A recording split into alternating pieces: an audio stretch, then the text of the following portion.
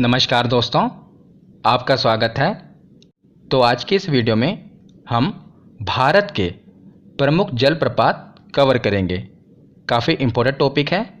चाहे आप किसी भी एग्ज़ाम की तैयारी कर रहे हों, जलप्रपात से प्रश्न बनते हैं और ये फ्री के नंबर हैं, क्योंकि कुछ ही जलप्रपात हैं जो एग्ज़ाम में बार बार रिपीट होते हैं और हम पहले उन्हें कवर करेंगे और लास्ट में प्रीवियस ईयर क्वेश्चन लगाएंगे। तो चलिए बिना देरी किए हुए वीडियो को शुरू करते हैं। तो चलिए वीडियो की शुरुआत करते हैं और सबसे पहले देखते हैं कि जलप्रपात यानी कि वाटरफॉल किसे कहते हैं। तो जलप्रपात उस स्थल को कहते हैं जहां से नदी का पानी पहाड़ की चट्टान से नीचे भूमि पर गिरता है। तो जैसा कि आप इमेज में देख रहे हैं कि जहां से नदी का पानी ऊंचाई से यानी कि पहाड़ की चट्टान से नीचे भूमि पर गिरता है, उसी को जलप्रपात कहते हैं। अब हम एक एक करके भारत के सभी प्रमुख जलप्रपात पढ़ते हैं। तो चलिए अब हम एक एक करके सभी जलप्रपात पढ़ते हैं। तो जैसा कि मैंने आपको बताया कि कुछ ही जलप्रपात हैं जो एग्ज़ाम में बार बार पूछे जाते हैं, तो हम उन सभी को कवर करेंगे। एग्जामिनर यही पूछता है कि जलप्रपात किस नदी पर है या वो किस राज्य में है। ज़्यादातर नदी पूछी जाती है और कुछ जलप्रपात डिटेल में पूछे जाते हैं, उन्हें हम डिटेल में कवर करेंगे। तो सबसे पहले हम देखते हैं कि राजस्थान में कौन सा जलप्रपात है। तो ये है चूलिया जलप्रपात। हमें एक ही याद रखना है, चूलिया जलप्रपात। और ये किस नदी पर है? तो ये चंबल नदी पर है। एग्ज़ाम में यही पूछा जाता है कि चूलिया जलप्रपात किस नदी पर है। तो ये चंबल नदी पर है और इसे आप आसानी से याद रख सकते हैं। कैसे? इसकी शुरुआत भी चा से ही हो रही है और ये भी चा से शुरू हो रही है, नदी भी। तो जब एग्ज़ाम में पूछा जाए कि चूलिया जलप्रपात किस नदी पर है, तो वो चंबल नदी पर है। और वैसे भी आप याद रख सकते हैं, चूल चंबल एक ही तरह बोलने में लग रहे हैं ना, चूल चंबल, चंबल चूल, तो एक ही तरह ये बोलने में भी लग रहा है। और ये भी याद रख सकते हैं कि इसकी भी शुरुआत चा से ही हो रही है और नदी की शुरुआत भी चा से ही हो रही है। तो ये है राजस्थान में। अब हम आगे देखते हैं। तो अब हम देखते हैं मध्य प्रदेश के जलप्रपात। मध्य प्रदेश में हमें कुल 4 जलप्रपात याद रखने हैं और यही 4 जलप्रपात बार बार एग्ज़ाम में पूछे जाते हैं, बार बार यही रिपीट होते हैं। तो कौन कौन से हैं? पहला है धुआंधार जलप्रपात, ये नर्मदा नदी पर है। और दूसरा है कपिलधारा जलप्रपात, ये भी नर्मदा नदी पर है और दोनों ही मध्य प्रदेश में है, याद रखिएगा। एक है धुआंधार जलप्रपात और दूसरा है कपिलधारा जलप्रपात। तो ये इम्पोर्टेंट है, तो हम इन्हें याद कैसे रखेंगे? तो इसकी मैं आपको ट्रिक बताता हूँ। मैंने आपको इसे पिछली वीडियो में प्रायद्वीपीय भारत की नदियाँ कवर कराई थी और मैंने भारत की जितनी भी नदियाँ हैं 3 वीडियो में कवर कराई दी हैं। अगर आपने नहीं देखा तो उन वीडियो को ज़रूर देख लेना। आपका भारत की नदियों का टॉपिक से बाहर क्वेश्चन नहीं मिलेगा। तो मैंने आपको बताया था कि जो नर्मदा नदी है इसे मध्य प्रदेश की जीवन धारा कहा जाता है, तो उसी से हम इसे याद रखेंगे। कैसे? तो आप देख रहे हैं जो कपिल धारा है इसके पीछे क्या लिखा हुआ है? धारा। और धुआंधार के पीछे भी धार लिखा हुआ है, यानी धार धारा। तो मध्य प्रदेश की जीवन धारा किसे कहते हैं? तो नर्मदा नदी को। जिसके पीछे भी धार या धारा होगा तो वो मध्य प्रदेश की जीवन धारा किसे कहते हैं? नर्मदा नदी को। तो धार और धारा ये नर्मदा नदी पर जलप्रपात पाए जाते हैं। इसे आप रिलेट करके याद रख सकते हैं। तो ये एक तो हो गया धुआंधार और दूसरा हो गया कपिलधारा, यह है नर्मदा नदी पर। तो इसे धुआंधार जलप्रपात क्यों कहते हैं? तो जो ये जलप्रपात है, जो इसका पानी है ना, ये इतनी तेज़ी से नीचे गिरता है कि चारों तरफ धुआं सा उठता हुआ प्रतीत होता है। आप जैसा कि इमेज में देख रहे हैं ना, पूरा धुआं धुआं दिख रहा है, इसीलिए इसे धुआंधार जलप्रपात कहते हैं, जो कि नर्मदा नदी पर है। अब हम आगे के जो 2 बचे हैं वो भी देखते हैं। 2 तो हमने पढ़ लिए, अब ये 2 भी देखते हैं जो कि मध्य प्रदेश में ही हैं। एक है चचाई जलप्रपात जो कि बीहड़ नदी पर है और दूसरा है यन्ना जलप्रपात, ये नर्मदा नदी पर है। इसमें से इम्पोर्टेंट है ये वाला यन्ना जलप्रपात, ये नर्मदा नदी पर है। तो इसे कैसे पढ़ेंगे? धार और धारा तो हमने याद रख लिए कि मध्य प्रदेश की जीवन धारा नर्मदा नदी को कहते हैं। अब यन्ना वाला कैसे याद रखेंगे? तो ये खुद ही बता रहा है कि मैं नर्मदा नदी पर हूँ। कैसे? देखिए पीछे क्या है, ना, तो ना से शुरू होगा ना नर्मदा, यन्ना नर्मदा नदी पर है। तो याद रखना यमुना जहाँ से ख़त्म हो रहा है ना से, और वहीं से नर्मदा नदी शुरू हो रही है। तो इसे आप याद रख लेना। और जो चचाई जलप्रपात है ये बीहड़ नदी पर है। तो ये चारों जलप्रपात अब याद रखिएगा, बहुत बार रिपीट हुए हैं, धुआंधार, कपिलधारा, यमुना और चचाई। तो मध्य प्रदेश के बाद अब हम देखते हैं झारखंड। तो झारखंड से आपको एक ही जलप्रपात याद रखना है, यह है हुंडरू जलप्रपात। मोस्ट इंपॉर्टेंट, कई बार एग्जाम में पूछा गया है कि हुंडरू जलप्रपात किस नदी पर है। तो ये किस नदी पर है? स्वर्णरेखा नदी पर। याद रखिएगा, हुंडरू जलप्रपात स्वर्णरेखा नदी पर है। तो इसे हम याद कैसे रखेंगे? तो हुंडरू के पीछे क्या है? डरू। डरू यानी कि डर, और स्वर्ण में है स्वर्ण यानी कि सोना। तो स्वर्ण से आप याद रखेंगे कि सोने से। कैसे? तो आपको पता होगा कि आज के समय में जो सोना अगर कोई पहन के जाता है ना, तो उसे डर ही लगा रहता है कि कोई छीन ना ले। डर लगा रहता है ना। आप आए दिन टीवी पर सुनते हैं दिल्ली में चैन स्नैचिंग के मामले, कि औरतों के गले से जो चोर लुचक्के हैं सोने की चैन छीन लेते हैं। तो उसी प्रकार सबको डर लगा रहता है ना कि कोई उनका सोना छीन न ले, और इसीलिए वो अपने सोने को तिजोरी में सुरक्षित रखते हैं और आर्टिफिशियल ज्वेलरी पहनते हैं, नकली ज्वेलरी। और जो सोना असली सोना है, डर के कारण तिजोरी में छुपा कर रखते हैं। तो इसी से आप याद रखेंगे, डरू से, कि आजकल लोग सोना पहनने से डरते हैं ताकि चोरी ना हो जाए। तो डरू जहाँ भी आएगा तो वहाँ आएगा सोना। तो हुंडरू जलप्रपात है स्वर्णरेखा नदी पर। ये कहानी से है, मतलब आप एक रिलेट कर लेंगे तो आपको याद रहेगा, क्योंकि ये महत्वपूर्ण है, इसीलिए मैंने बताया आपको। तो झारखंड के बाद देखते हैं कर्नाटक। कर्नाटक में भी कुल 4 जलप्रपात हमें याद रखने हैं, और ये चारों बहुत बार एग्जाम में पूछे गए हैं, बार बार रिपीट होते हैं और डिटेल में पूछे जाते हैं। तो इन्हें हम डिटेल में पढ़ेंगे। तो सबसे पहले है जोग जलप्रपात, जिसे गरसोप्पा जलप्रपात भी कहते हैं और महात्मा गांधी जलप्रपात भी कहते हैं। तीनों नाम याद रखिएगा। पूछा जाता है कि महात्मा गांधी जलप्रपात किसे कहते हैं, तो याद रखिएगा जोग जलप्रपात को। और ये किस नदी पर है? तो शरावती नदी में। कहाँ पर? शरावती नदी पर, याद रखिएगा। और यह 253 मीटर की ऊंचाई से एक गहरी खाई में गिरता है और 4 धाराओं में बढ़ जाता है, जिन्हें राजा, रोरर, रॉकेट और रानी कहा जाता है। तो याद रखिएगा, जो इसकी 4 धाराएं हैं, ये एग्जामिनर पूछता है एक क्वेश्चन। और रेलवे का तो ये फेवरेट क्वेश्चन है, क्योंकि रेलवे में कई बार पूछा गया है कि राजा, रोरर, रॉकेट और रानी ये किस जलप्रपात से संबंधित हैं। तो ये याद रखिएगा, जोग जलप्रपात से संबंधित हैं। तो दूसरा देखते हैं कुंचिकल जलप्रपात। ये बहुत ही इंपॉर्टेंट है, और ये है वराही नदी पर। तो ये इंपॉर्टेंट क्यों है? क्योंकि ये भारत का सबसे ऊंचा जलप्रपात है, और इसकी ऊंचाई है 455 मीटर। अब आपके मन में दुविधा आ रही होगी, क्योंकि आपने किताबों में पढ़ा होगा कई कि जो जोग जलप्रपात है ये है भारत का सबसे ऊंचा जलप्रपात, पर नहीं, ये कुंचिकल जलप्रपात भारत का सबसे ऊंचा जलप्रपात है। क्यों? क्योंकि यूपी पीसीएस में ये क्वेश्चन पूछा गया था, और दोनों ही ऑप्शन में आए थे, जोग जलप्रपात और कुंचिकल जलप्रपात। पर जब उसकी आंसर की आई तो उन्होंने कुंचिकल जलप्रपात को ही भारत का सबसे ऊंचा जलप्रपात माना। इसीलिए याद रखिएगा, कुंचिकल जलप्रपात भारत का सबसे ऊंचा जलप्रपात है। एक बार हम देख लेते हैं, फिर मैं आपको बताऊंगा कि एग्ज़ाम में आए तो आपको कौन सा ऑप्शन टिक करना है। पहले तो आप ये समझिए, जो जोग यानी कि गरसोप्पा जलप्रपात है ये 4 स्टेप में नीचे गिरता है। 4 स्टेप में नीचे गिरता है, पर जो कुंचिकल जलप्रपात है ये एक ही बार में नीचे गिरता है। इसीलिए जो मतभेद है कि किसकी ऊंचाई को ज़्यादा माना जाए, तो जो कुंचिकल जलप्रपात है ये एक ही बार में नीचे गिरता है, तो इसकी ऊंचाई को ज़्यादा माना जाता है। और अगर एग्ज़ाम में आपके प्रश्न आए और दोनों ही ऑप्शन हों, जोग जलप्रपात भी और कुंचिकल जलप्रपात भी, तो आप कुंचिकल जलप्रपात को ही टिक करेंगे।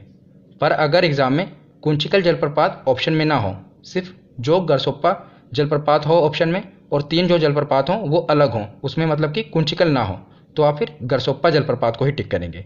पर अगर दोनों हों तो कुंचिकल जलप्रपात को ही टिक करेंगे। आशा करता हूँ आपको समझ आया होगा। तो कर्नाटक के 2 जलप्रपात हमने देख लिए, अब बाकी के 2 भी देख लेते हैं।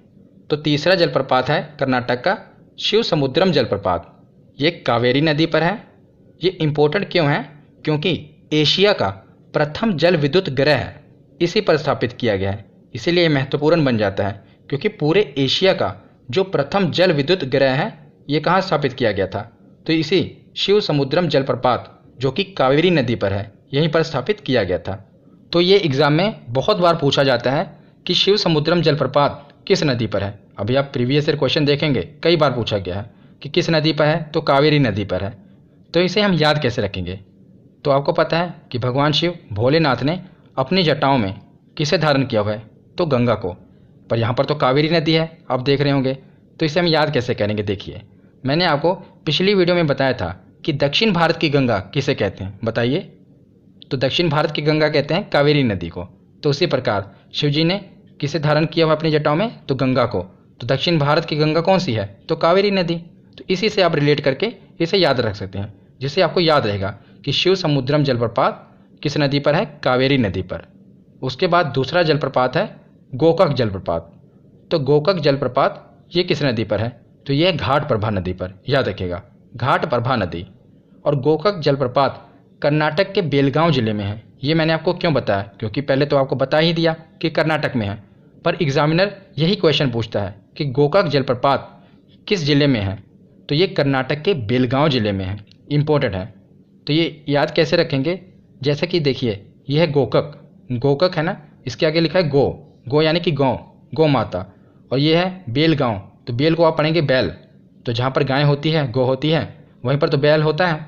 तो इसी से आप रिलेट कर लेना कि गौ यानी कि गाय जहाँ पर होगी वहीं पर बेल यानी कि बैल होगा। तो गोकाक जलप्रपात किस जिले में है, कर्नाटक के बेलगांव जिले। तो अब हम आगे देखते हैं दूध सागर जलप्रपात। ये कहाँ पर है, तो गोवा और कर्नाटक की सीमा पर यानी कि बॉर्डर पर यह है दूध सागर जलप्रपात।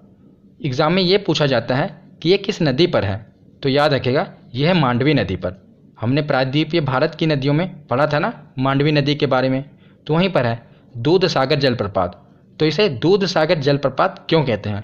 अगर आप इमेज को ध्यान से देख लेंगे तो आपका ये डाउट क्लियर हो जाएगा। देखिए, जो ये वाटरफॉल है यानी कि जो जलप्रपात है, ये कैसा लग रहा है? ऐसा लग रहा है ना कि ऊपर से कोई दूध गिरा रहा है, इतना साफ और एकदम वाइट सा, ऐसा लग रहा है कोई ऊपर से दूध गिरा रहा है। इसीलिए ऐसा प्रतीत होने के कारण इसे दूध सागर जलप्रपात कहते हैं, और ये मांडवी नदी पर है। तो अब हम अगला राज्य देखते हैं छत्तीसगढ़।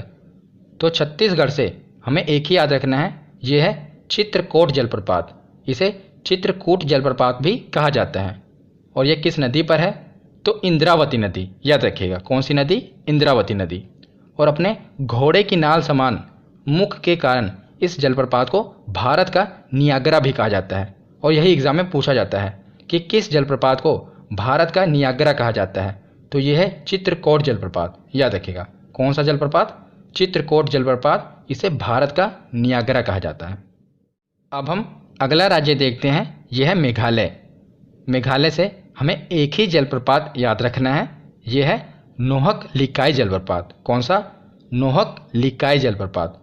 और इस जलप्रपात का स्रोत वर्षा का पानी है, यानी कि वर्षा के जल से ही ये जलप्रपात बना है। और एग्जाम में ये पूछा जाता है कि बताइए नोहक लिकाई जलप्रपात किस राज्य में है, तो यह है मेघालय में। तो इसे हम कैसे याद रखेंगे? आपको पता होगा कि पूरे भारत में सबसे ज़्यादा वर्षा कहाँ पर होती है, तो बताइए मेघालय में होती है ना। तो मेघालय में ही वर्षा सबसे ज़्यादा होती है। तो जहाँ वहाँ पर इतनी बारिश होती है ना कि बारिश के कारण क्या होता है, काई जम जाती है। तो देखिए, नोहक लिकाई के पीछे क्या है, काई। तो इतनी बारिश होती है, बारिश के कारण क्या होता है, काई जम जाती है। तो इसी से हम रिलेट करके ये याद रख सकते हैं कि नोहक लिकाई जिसके पीछे काई होगी वो मेघालय राज्य में होगा। इससे आपको याद रहेगा। तो मेघालय के बाद है अगला राज्य उड़ीसा, ये लास्ट है। इसके बाद हम प्रीवियस ईयर क्वेश्चन सॉल्व करेंगे। तो उड़ीसा में कौन सा जलप्रपात है? बरेही पानी जलप्रपात। और ये किस नदी पर है, तो बुध बलंग नदी पर। दोनों ही बा से शुरू हो रहे हैं ना, बरेही पानी और बुध बलंग नदी। तो ये इम्पोर्टेंट क्यों बनता है, क्योंकि यह जलप्रपात सिमलीपाल राष्ट्रीय उद्यान में पड़ता है। तो राष्ट्रीय उद्यान में पड़ता है, इसीलिए एग्जामिनर पूछ सकता है कि बताइए सिमलीपाल राष्ट्रीय उद्यान में कौन सा जलप्रपात है, तो ये बरेही पानी जलप्रपात है। और ये बुध बलंग नदी पर है, इसीलिए ये इम्पोर्टेंट है, क्योंकि ये राष्ट्रीय उद्यान में पड़ता है, इसलिए एग्जामिनर पूछ सकता है, याद रखिएगा। तो यहाँ पर हमारा थ्योरी सेक्शन कंप्लीट हुआ। अब हम प्रीवियस ईयर क्वेश्चन देखते हैं कि हमारे प्रीवियस ईयर क्वेश्चन कितने सही होते हैं। तो चलिए अब प्रीवियस ईयर क्वेश्चन लगाते हैं। और सबसे पहला प्रश्न है कि जोग या गरसोप्पा जलप्रपात का नया नाम क्या है, तो बताइए इसका नया नाम क्या है। तो इसका नया नाम है महात्मा गांधी जलप्रपात। हमने पढ़ा था ना कि जोग, गरसोप्पा और महात्मा गांधी जलप्रपात तीनों एक ही हैं। अगला प्रश्न है कि जोग जलप्रपात किस नदी पर स्थित है। तो बताइए किस नदी पर स्थित है। तो ये है शरावती नदी पर। हमने पीछे पढ़ा था कि ये शरावती नदी पर है। अगला प्रश्न है कि धुआंधार जलप्रपात किस नदी पर स्थित है। तो बताइए मध्य प्रदेश की जीवनधारा किसे कहा जाता है। हमने इस ट्रिक से पढ़ा था ना, तो इसके पीछे धार, तो ये नर्मदा नदी पर है, हमने पढ़ा था। अगला प्रश्न है कि कपिल धारा जलप्रपात किस नदी पर स्थित है। तो इसके पीछे भी धारा है, तो इसका सही जवाब कौन सा होगा। तो नर्मदा इसका सही जवाब होगा। अगला प्रश्न है कि शिव समुद्रम जलप्रपात किस नदी पर स्थित है। तो शिव जी ने अपनी जटाओं में गंगा को धारण किया था, और दक्षिण भारत की गंगा कौन सी है। तो यह है कावेरी नदी। शिव समुद्रम जलप्रपात कावेरी नदी पर है। अगला प्रश्न देखते हैं, हुंडरू जलप्रपात निर्मित है। तो बताइए हुंडरू जलप्रपात कहाँ पर है। आजकल लोग डर रहे हैं ना, डरू के पीछे डर लगा हुआ है, तो डर रहे हैं किस चीज़ से, सोना पहनने से। तो स्वर्ण रेखा नदी पर, इसे हम याद कर सकते हैं कि स्वर्ण रेखा नदी पर है हुंडरू जलप्रपात।